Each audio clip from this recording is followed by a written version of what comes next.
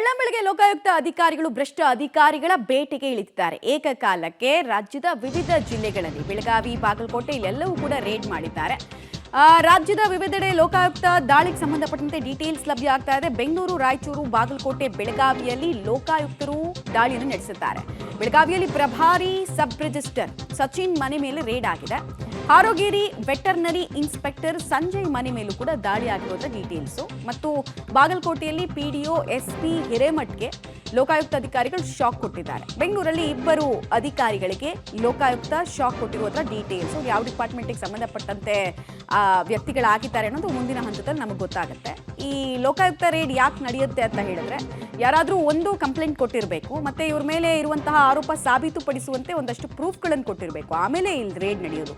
IT ED ಥರನೇ ಇಲ್ಲಿ raid ಮಾಡೋದಕ್ಕೂ ಕೆಲ ಪ್ರೊಸೆಸ್ಗಳು ಇದ್ದಾವೆ. ಸೊ ಅಥವಾ ಲೋಕಾಯುಕ್ತಕ್ಕೆ ಅನುಮಾನ ಬಂದಿರಬೇಕು, ಇವರ ಆಸ್ತಿ ಇದ್ದಕ್ಕಿದ್ದ ಹಾಗೆ ವೃದ್ಧಿಸಿಕೊಂಡಿರೋದು ಅಥವಾ ಮೇಲಿಂದ ಮೇಲೆ ಆಸ್ತಿಗಳನ್ನು ಕೊಂಡ್ಕೊಳ್ಳೋದು, ಈ ಥರ ಎರಡು ರೀಸನ್ಗೆ ಸಾಮಾನ್ಯವಾಗಿ ಲೋಕಾಯುಕ್ತ ದಾಳಿ ಆಗುತ್ತೆ. ಸದ್ಯಕ್ಕೆ ದಾಳಿಗೆ ಒಳಪಟ್ಟಿರುವಂತಹ ಅಧಿಕಾರಿಗಳು ಯಾರ್ಯಾರು ಯಾವ್ಯಾವ ಡಿಪಾರ್ಟ್ಮೆಂಟ್ನಲ್ಲಿದ್ದರು ಅನ್ನೋದರ ಡೀಟೇಲ್ಸನ್ನು ನಾವು ಕೊಡ್ತಾ ಇದ್ವಿ.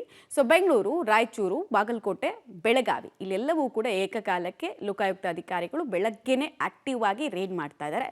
ಯಾವೆಲ್ಲ ದಾಖಲಾತಿಗಳನ್ನು ವಶಕ್ಕೆ ಪಡ್ಕೊಳ್ತಾರೆ ಮುಂದಿನ ಹಂತದಲ್ಲಿ ಮತ್ತು ಯಾರಿಗಾದ್ರೂ ನೋಟಿಸನ್ನು ಕೊಡ್ತಾರಾ, ಮತ್ತು ಲೋಕಾಯುಕ್ತ ರೇಡ್ನಲ್ಲಿ ಸಾಮಾನ್ಯವಾಗಿ ನಾವು ಟಿಪಿಕಲ್ ಆಗಿ ನೋಡೋದೇನು ಅಂದರೆ ರಾಶಿ ರಾಶಿ ಚಿನ್ನ, ಒಳ್ಳೆ ಚಿನ್ನದ ಎಕ್ಸಿಬಿಷನ್ನು ಅಥವಾ ಚಿನ್ನದ ಕೃಷಿ ಮಾಡೋ ರೀತಿ ಕಾಣಿಸುತ್ತೆ.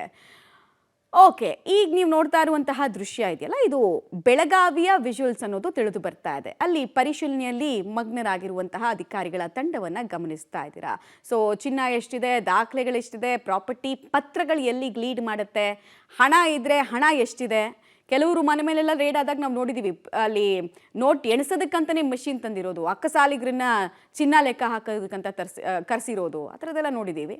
ಸೊ ಅಧಿಕಾರಿಗಳು ಮತ್ತು ಆ ರೇಡ್ಗೆ ಒಳಗಾಗಿರುವಂಥ ಅಧಿಕಾರಿಗಳ ಕುಟುಂಬಸ್ಥರಿಗೆ ಸಹಜವಾಗಿ ಆತಂಕ ಇದೆ. ಕೇಳ್ತಾ ಇದ್ದಾರೆ ಅಲ್ಲಿ ಈ ಡಾಕ್ಯುಮೆಂಟ್ ಯಾರಿಗೆ ಸೇರಿತು, ಎಲ್ಲಿಂದ ಬಂದಿತ್ತು, ಇದ್ರ ಮೂಲ ಯಾವುದು ಅಂತೆಲ್ಲ ವಿಚಾರಣೆ ಮಾಡ್ತಾ ಇದ್ದಾರೆ. ಅಕಸ್ಮಾತ್ ಲೆಕ್ಕಕ್ಕೆ ಸಿಗದೆ ಅಲ್ಲೇನಾದರೂ ಸಂಪತ್ತು ವೃದ್ಧಿಯಾಗಿತ್ತು ಕಂಡು ಬಂದರೆ ಅಂಥದ್ದನ್ನು ಸೀಸ್ ಮಾಡ್ತಾರೆ, ನಂತರ ನೋಟಿಸನ್ನು ಕೊಡ್ತಾರೆ. ಆ ನೋಟಿಸ್ಗೆ ಅವ್ರು ಕರೆಕ್ಟಾಗಿ ಉತ್ತರ ಕೊಡಲಿಲ್ಲ ಅಂತ ಹೇಳಿದ್ರೆ ಕೋರ್ಟಿಗೆ ಅಲಿಬೇಕಾಗತ್ತೆ. ಸೊ ಇದು ಪ್ರೊಸೀಜರ್ನ ಭಾಗ. ಸೊ ಶಾಕ್ ಅಂತೂ ಆಗಿದ್ದಾರೆ.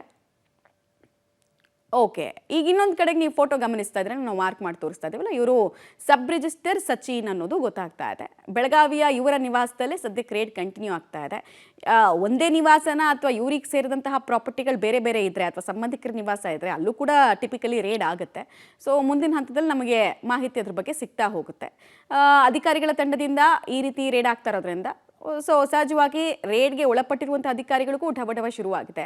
ಯಾವ ಪತ್ರಗಳು ಸಿಕ್ಬಿಡುತ್ತೋ ಅಥವಾ ಹಣಕ್ಕೆ, ಈಗ ತುಂಬ ಜನ ಕ್ಯಾಶ್ ಇಟ್ಕೊಂಡಿರ್ತಾರೆ ಮತ್ತು ಅದಕ್ಕೆ ಸರ್ಕಾರದಲ್ಲಿ ಒಂದು ಲಿಮಿಟೇಷನ್ ಇದೆ, ಹಾರ್ಡ್ ಕ್ಯಾಶ್ಗೆ ಇಷ್ಟು ಸಾವಿರ ಮಾತ್ರ ಇಟ್ಕೊಳ್ಬೇಕು ಅಂತ.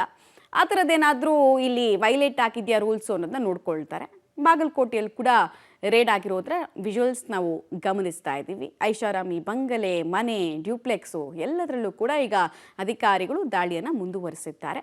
ಅಧಿಕಾರಿಗಳ ಈ ರೇಡ್ನಲ್ಲಿ ಸಿಗೋದೇನು, ಲೆಕ್ಕಕ್ಕೆ ಸಿಗುವಂತಹ ಆಸ್ತಿ, ಲೆಕ್ಕಕ್ಕೆ ಸಿಗದೇ ಇರುವಂತಹ ಆಸ್ತಿ ಎಷ್ಟು ಅನ್ನೋದು ಗೊತ್ತಾಗುತ್ತೆ.